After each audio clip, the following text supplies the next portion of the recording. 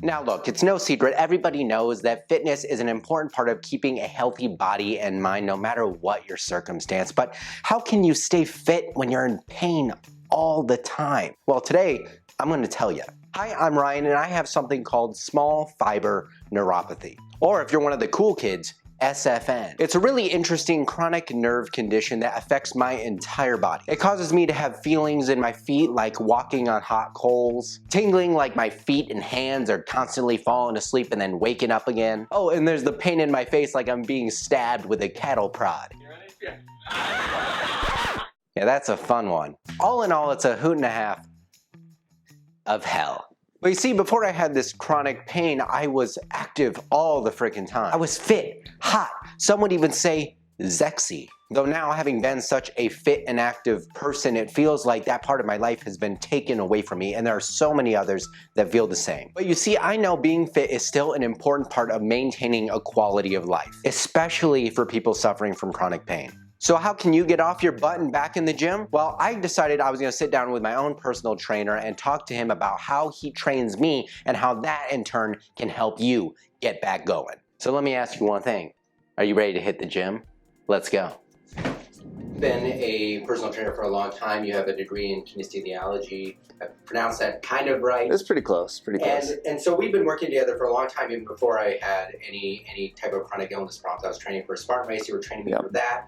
And now that I have small fiber neuropathy, one thing I wanted to ask you was, when it comes to training somebody with a chronic illness, what is the first thing you would take into account when meeting with that person for the first time? I'm not a doctor. I'm not a physical therapist or an athletic trainer. I have a specific skill set that doesn't fall necessarily in line with those qualifications. So Ryan did a great job of coming to me after going to see some professionals that kind of started to diagnose or trying to diagnose what he had and what he needed to scale back on. He still meets regularly with those professionals, and I ask him that before every session. You know, what did the PT say this week? What did the doctor said? So I think meeting with Ryan and being kind of the first client that I've worked with a neuropathy, or more specifically small fiber neuropathy, chronic illness, is making sure that the person with that chronic illness has sought professional help. I'm a professional for training and getting you stronger and getting you so that you're not sedentary and moving in the right way, but not to diagnose the pain and the issues that you have. So seeking that professional help first, and then having that information to bring to whoever you choose to train you or write a program for you, that they have that information and they're able to break that down and give you some other questions to ask those professionals so that they can get you the best program for you. Now, I know it's very important to maintain some level of physical activity to maintain any quality of life, no matter what personal situation you're in. And something that I find that's very important for people that have any type of chronic illness, whether it's somebody that has pain all over their body, or they have specifically a neuropathy. A lot of people have pain in their feet or their legs. So what type of movements have we been working on that some other people may want to ask their PT about, or something that we can demonstrate later on in the video? What are some type of full range of motion movements would you kind of suggest, or what have we been doing as well? Yeah, I'll talk movements specifically, but also just the general theory behind it. And you touched a couple pieces there. I think for everybody, it's important to get blood flow to the extremities through the entire body. So not just with you specifically, but with all of my clients that I work with. Every workout's going to involve some full body, some movements that require use of all the limbs, all the extremities. So it's not the traditional bodybuilding style anymore of, okay, we're just going to lift legs today, or we're just going to do arms and shoulders. So getting that blood flow to the extremities, huge. How do we do that? How do we open up those neuropathways, the blood pathways, is full range of motion.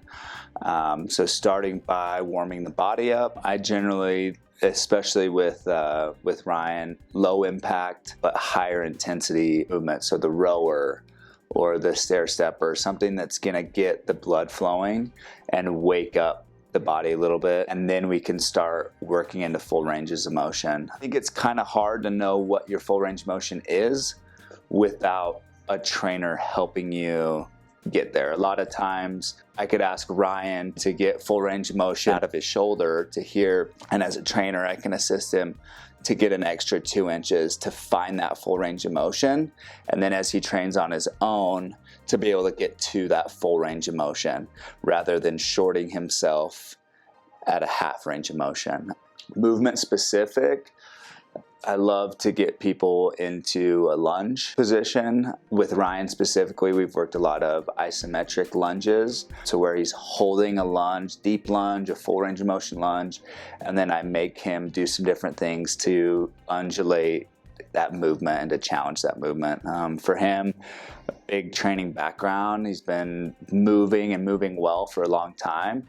So how do we challenge him while keeping it safe for his situation, and while furthering, his goals of what he wants to do physically? And I've, from the articles I've read, isometric and eccentric work is kind of what our focus has been for the last 3-4 months, I'd say. Yeah. So another thing that's really important is recovery and keeping limber, because especially when you have neuropathy like me, you tend to get really tight pretty easily.